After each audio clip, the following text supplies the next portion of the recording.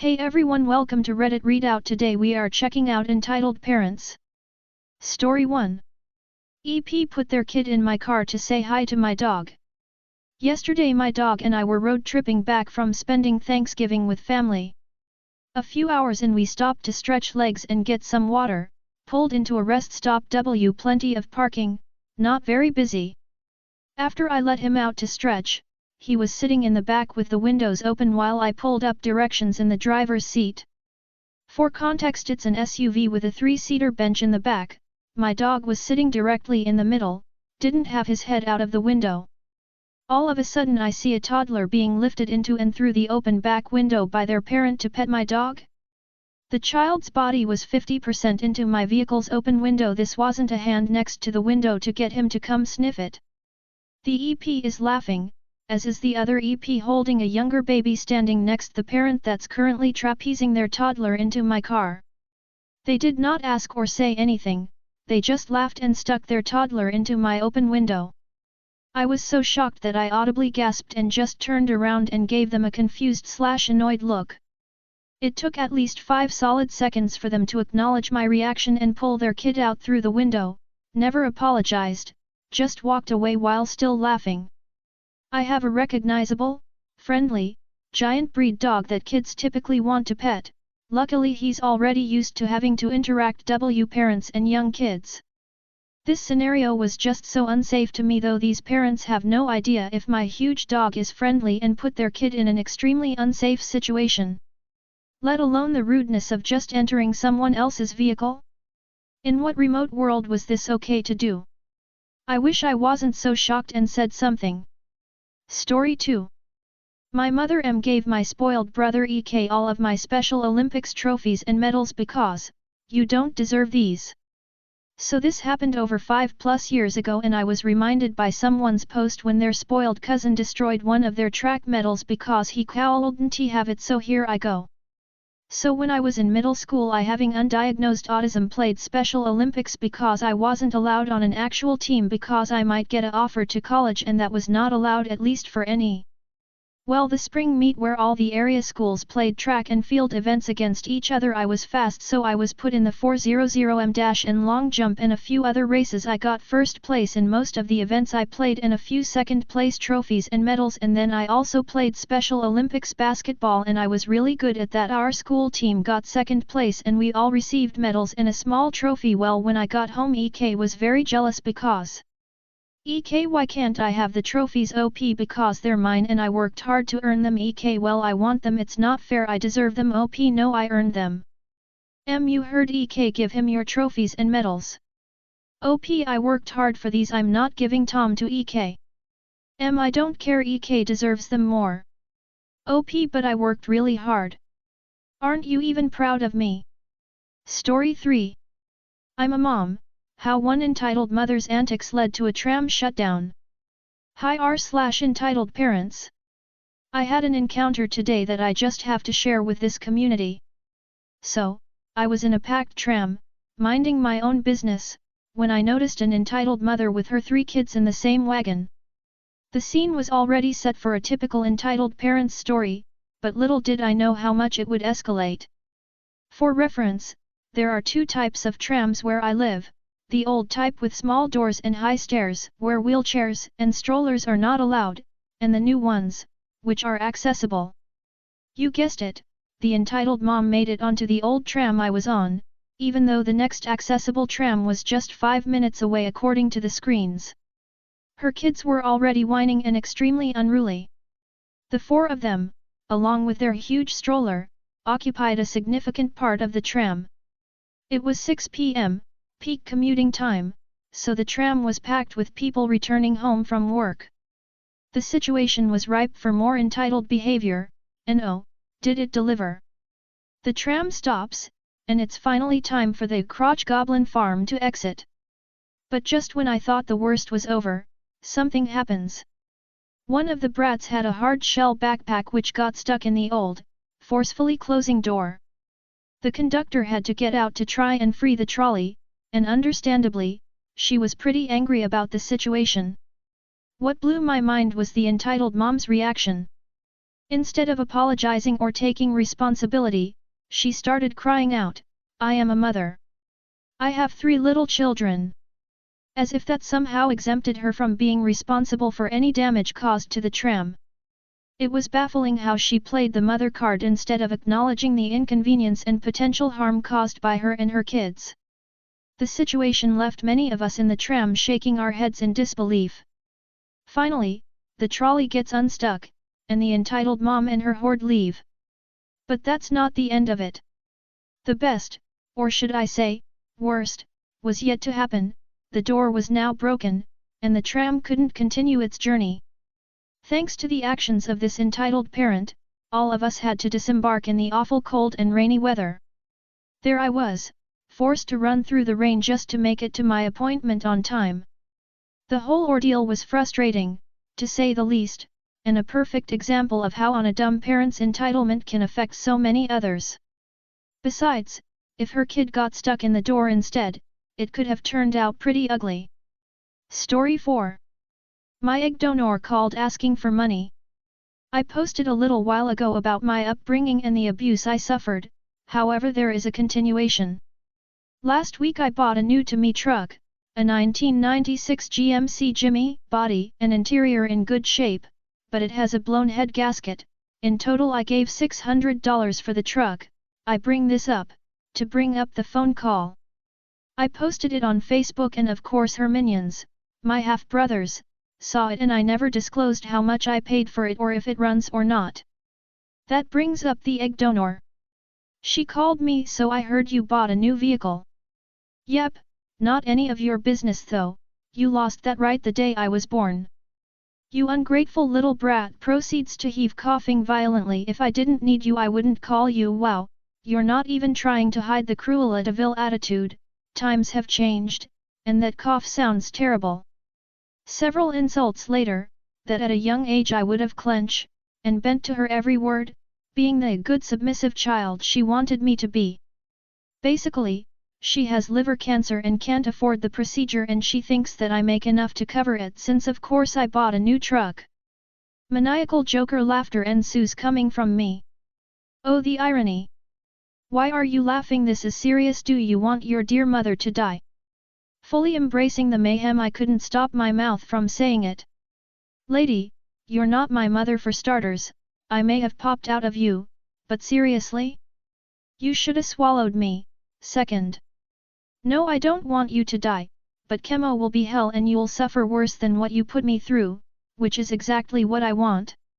Then when you die and are buried, it'll take only one trip out there to pee on your grave. If you really want me to help, maybe you should pay back 18 years of child support to my dad you've wrongfully kept and used to raise your true kids, plus pay me $1,103,760 plus interest for damages done to me.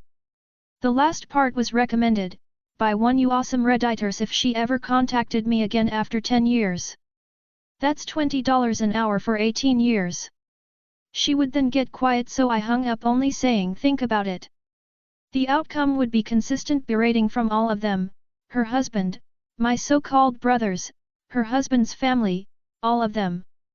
I blocked them all and continue to hide in my lair laughing maniacally, cause after all karma is a bitch. Sorry for an even longer story, but this was too good not to post. Again, I may post a lot of the larger incidents she did in the past, but for now, thank you again for reading. Story 5. The public street parking is only for the park. I work in a downtown area, so parking is mostly street.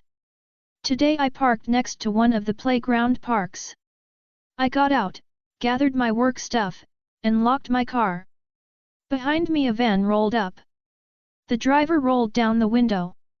"Driver, are you leaving?" This happens a lot. Parking is hard to come by within the first 3 blocks of the commercial center of town. Me, no sorry. I just parked. Driver, well you can't park there. That parking is for parents going to the park. I've been working/living around here for 10 years. There definitely isn't street parking only for the park. Me, it's public parking.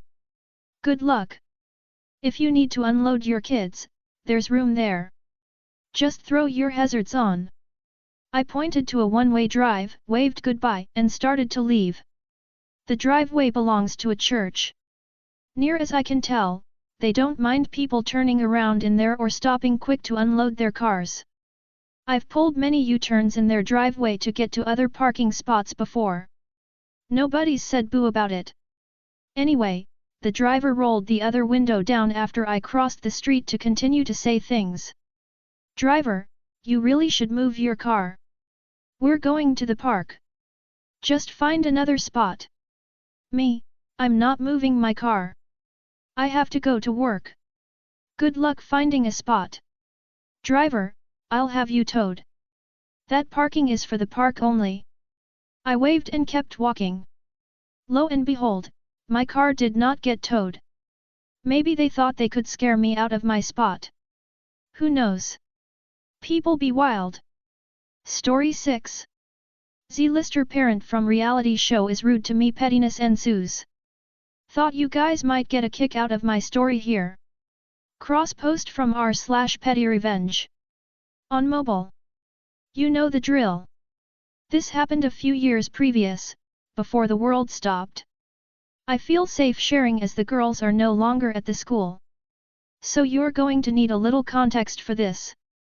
In a lot of UK high schools, parent/teacher conferences happen in a huge hall where all the teachers from each subject sit at an individual desk and parents move around by their individual timetable. You get 5 minutes with each of your child's teacher in a subject, then you move on to the next. Now how these are spaced out, it's very tight with times. If you're late for a time slot, you can lose the meeting or everyone else is impacted and it all becomes chaos. Yes, people run late. The teachers are great and try to make it work. But to do this with 2 different children, who are in the same year group, it's like a military operation.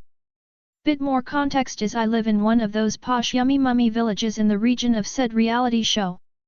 Needless to say I do not fit in being from a more grounded area, with a strong accent and a more alternative look than yummy mum. Another point is, a Z-lister celeb with entitlement issues is not uncommon here, but overall it's a wonderful place to live. Players in this story is me, my daughter, my foster daughter's bio mum, science teacher and MRS Z-lister, who has her son with her. At this time, both my daughters are in the last year of school.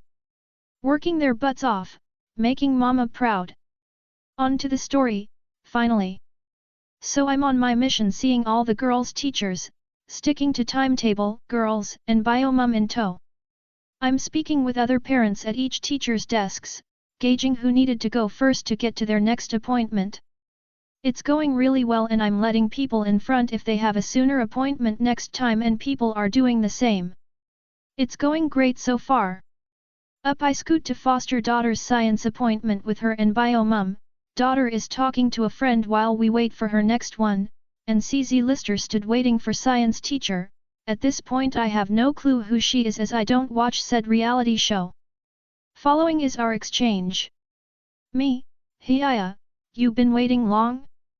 Z-lister, stares at me, looks me up and down.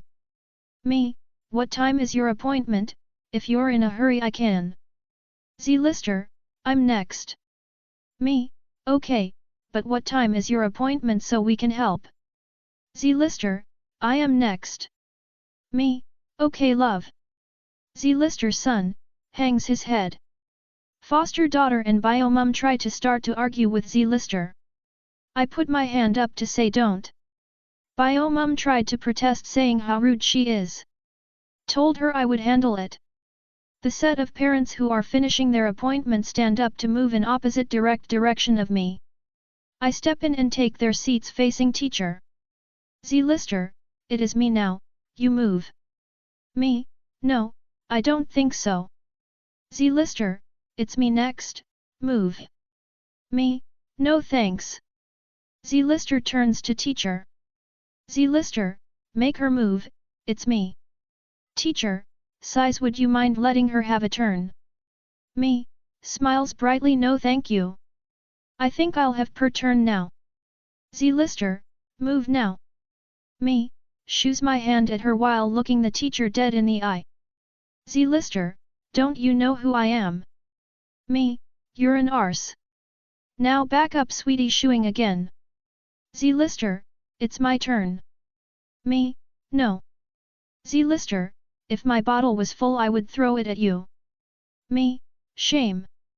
I am a bit thirsty. By this time we had attracted some attention. Z-lister decides to back off back to the side at this point as the head of science starts to walk over. Foster daughter's appointment went really well. I was overly animated at how wonderful everything was. We finish our appointment, stand up and I give Z-lister the biggest dirt-eating grin I could muster. Z-lister, bitch. Me, have a nice appointment. We went away with foster daughter and bio-mum in stitches. I'm then informed who she is. Still no clue. There was a lot of talk around the hall the rest of the night. At the end I went to science teacher and apologized for my behavior. He found it hilarious. Next day, at school the son came and apologized for his mother's behavior to my foster daughter. She tells me they had a good laugh and son tells her, this is a common occurrence with his mother. I don't condone my behavior, but I believe nobody should speak to another human like dirt and get away with it. Z-lister probably didn't learn anything but my foster daughter learned, that nobody messes with her when I'm around. Wasn't the last lesson she saw in action either. That's all for today. Please don't forget to like and subscribe.